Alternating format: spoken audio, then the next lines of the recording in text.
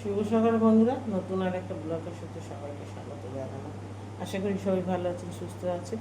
আমিও ভালো আছি। আপনাদের ভালোবাসা আশীর্বাদে পুরোনো বন্ধুদেরকে স্বাগত জানালাম, নতুন বন্ধুদেরকে স্বাগত জানালাম। সবাইকে আমাকে পাশে থেকে আমার সাথে সাপোর্ট করো।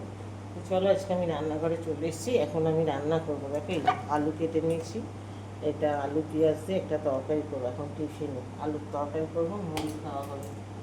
আর এখানে যে ওল কচু আর গাঠি কচু একসাথে মিশিয়ে এটা, আর এই যে আলু দিয়ে একটা তরকারি হবে। এটাকে দুরকমভাবে হবে। কিছুটা গুঁড়ো চিংড়ি আছে ভাজা, এইটা দিয়ে করবো।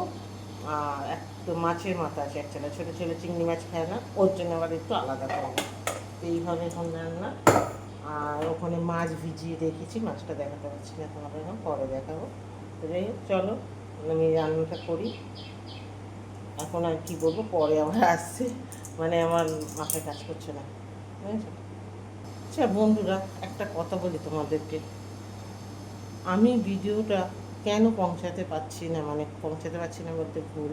আমি ঠিক মতন কেন করতে পারছি না, কেন তোমাদের সাথে শেয়ার করতে পারছি না, আমি জানি না। আমার ব্রেনটি কাজ করছে না কোনো, জানো তো। আমি একটু অন্যরকম উদাস টাইপের হয়ে গেছি।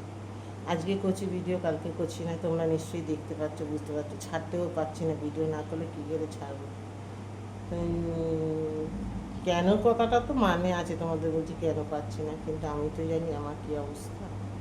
মানে সব থেকে এ হচ্ছে, আমার মনোবলটা ভালো নেই। মনটা আমার ঠিক সুস্থ নেই। আমি কোনো কিছু কাজ করে মানে নিশ্চিত হতে পারছি না, মানে কী করবো মাথায় ডিসিশান নিতে পারছি না, বুঝেছো?